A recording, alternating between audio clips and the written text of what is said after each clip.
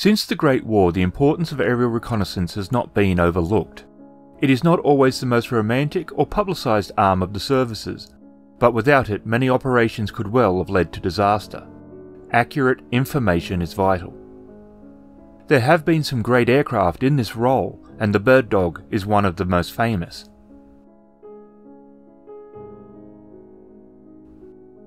There was a need for a more modern option, and a joint requirement for the Army and Marines was made. For the Marines, they needed something that could offer close air support, and the Army wanted a battlefield reconnaissance plane. Joint requirements are never an easy thing, as so often they are not similar in nature. The Army had learned during the Second World War that aircraft might not always be operating from well-made modern runways, so short takeoff and landings with a strong undercarriage was needed. The Marines, however, pictured their version landing and taking off from small escort carriers. The design would also be tested for a variety of roles: land and naval artillery spotting, recon, air coordination, and possibly limited resupply. Under normal circumstances, the Army was limited to aircraft that had to be under 5,000 pounds, but that was waived in this case, possibly due to the Marine requirements. The Mohawk would start its life with a high T-tail, but this would be changed to a tri-fin one. The Army liked what they saw and had put in a contract for production of the aircraft even before the prototype had flown.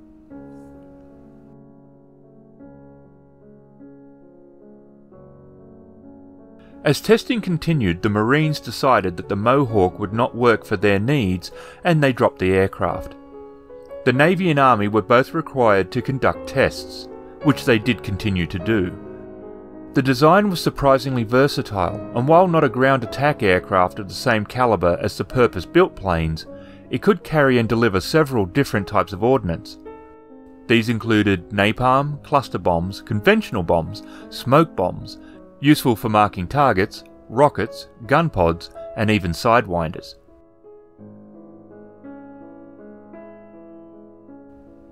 The plane was solid on the ground and it passed tests for operating on rough fields. The Mohawk might have been an odd-looking bird, but its strange bubble nose offered excellent visibility for both crew members.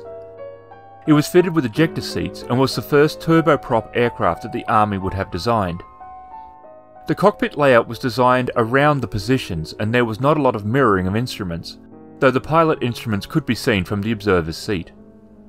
The Mohawk would come with some armour plate for the crew's protection, and the ejector seat made by Martin Baker would be improved. While there was some hydraulics in the plane, it was still designed around pulleys and cables. Somewhat unusual was that the engines were mounted above the wings. This may have given them a little protection from small arms fire in the low altitude environment the plane might be called to operate in, as well as not ingesting debris on rough airfields. Initially around 35 were ordered, which was to be split between two variants, with another 32 being ordered in 1960 with some design improvements.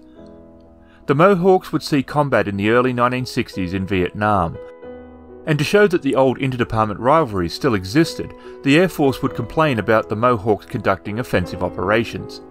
This role was not what the Army was meant to be doing. The soldiers on the ground may not have cared, however. More orders would be placed, but in 1965 the Army started to argue with itself over what the Mohawk should be doing, and the Air Force decided this was a great opportunity to join the party. This they did with the idea that the Army should not use fixed-winged aircraft at all, and that helicopters were really much more their style. In the end, the Air Force won the argument to some degree, and they would receive Army Caribou transports, and an agreement that the Mohawks would not be armed. Now, it is true that Vietnam is a long way from Washington, and the Army there may not have heard all of the agreement, as they did continue to arm the birds with rockets and guns, strictly for self-defense. The Army was able to buy more Mohawks as the Vietnam War continued, and the last of the planes would enter service in 1970.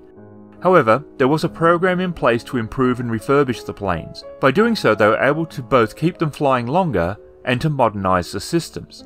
Some of the improvements would be updated engines. Amazingly, the type would see action during the 90s in the Gulf Wars, before being fully retired in 1996. The aircraft is not one that causes people to flock to air shows to see. but it had a long and successful career in the role for which it was designed.